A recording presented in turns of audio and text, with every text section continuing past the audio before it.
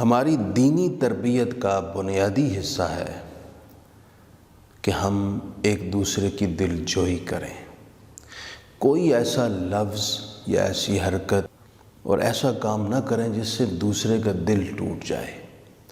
آپ صلی اللہ علیہ وآلہ وسلم کی ساری زندگی دوسروں کی دل جوئی سے بھری ہوئی ہے۔ آپ سے جب کوئی مصافحہ کرتا اور اس کی خواہش ہوتی تھی کہ میرا ہاتھ دیر تک حضور کے ریشم جیسے ہاتھوں میں رہے، تو حضور اس وقت تک اپنا ہاتھ پیچھے نہ کرتے جب تک وہ شخص خود اپنا ہاتھ پیچھے نہ کر لیتا، اس لیے کہ کہیں اس کا دل نہ ٹوٹ جائے۔ گھریلو زندگی میں بھی آپ دل جوئی کا خاص خیال کرتے ہیں۔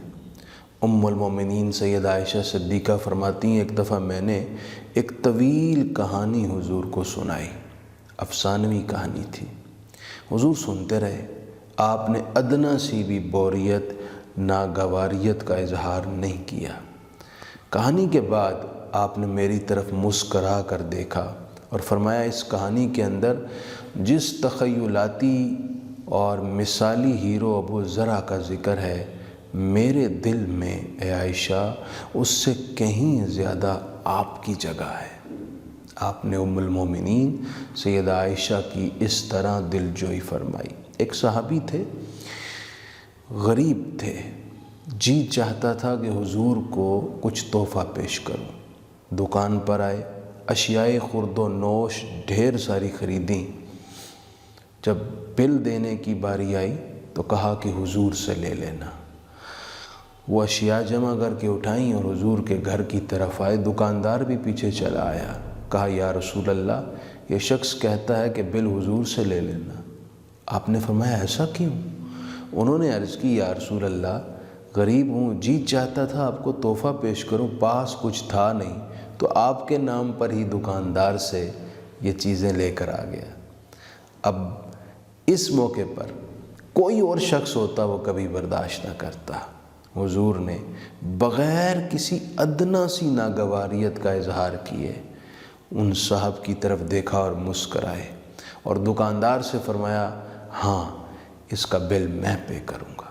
وہ صحابی اکثر اس طرح کیا کرتے تھے اور حضور ہر مرتبہ ان کا دل رکھا کرتے تھے۔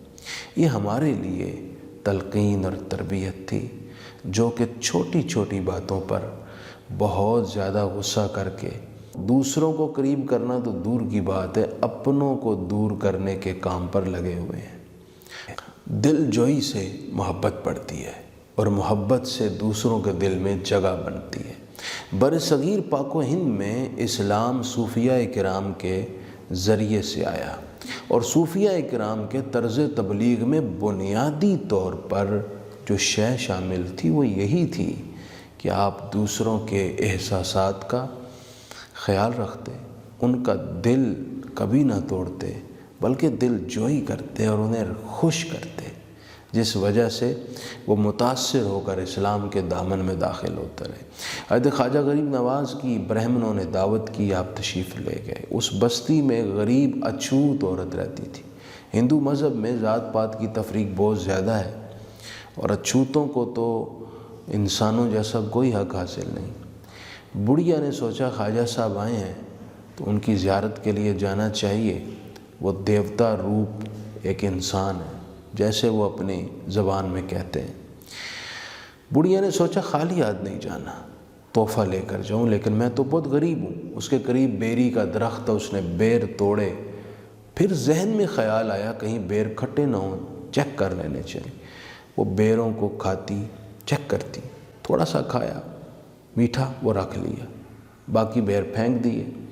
لیکن چیکنگ کے اس عمل میں سارے بیروں پر اس کے دانتوں کے نشان بن گئے۔ سادہ تھی، بیروں کا یہ تھیلا لیا اور آ گئی، کوٹھی کے باہر بیٹھ گئی۔ خواجہ صاحب یہاں سے جب روانہ ہوں گے تو پیش کروں گی۔ تھوڑی دیر بیٹھی رہی تو اندر سے خادم آیا، فلاں نام کی بڑھیا تم ہو جی، اندر چلو خواجہ صاحب یاد کر رہے ہیں۔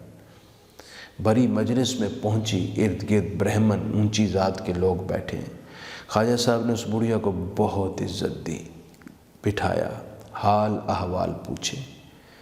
بڑھیا اس پر ہی بہت خوش تھی کہ اونچی ذات کے برہمنوں نے تو کبھی ہمیں دیکھنا تک گوارا نہیں کیا، اور ہمیں اتنی عزت خواجہ صاحب دے رہے ہیں۔ وہ اس خوشی کے عالم میں بھول ہی گئی کہ میں خواجہ صاحب کو گفٹ بھی پیش کرنا۔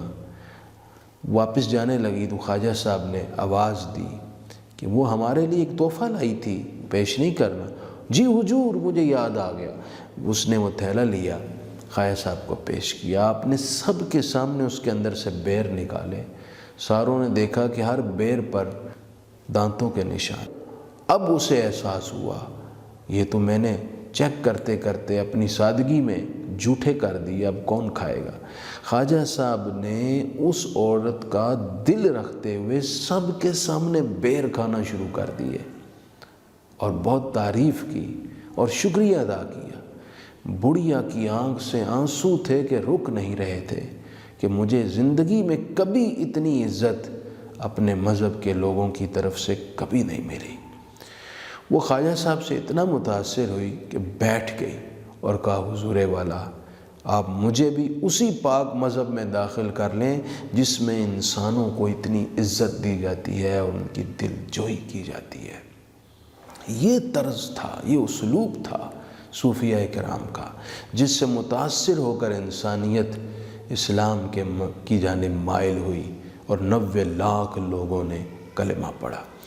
آج ہمیں کاش کہ یہ ذہن، یہ سوچ نصیب ہو، ہم اپنوں کو کم از کم اپنے سختی نازیبا الفاظ گوئی کی وجہ سے دور نہ کریں، ایک دوسرے کا دل رکھیں، اور سب سے زیادہ ضرورت ہے دل رکھنے کی گھروں میں ایک دوسرے کی دل جوئی کریں۔ انشاءاللہ دل جوئی سے محبت بڑھے گی اور ایک بہترین، متوازن اور خوشبوؤں سے لبریز اسلامی معاشرہ عمل میں آئے گا۔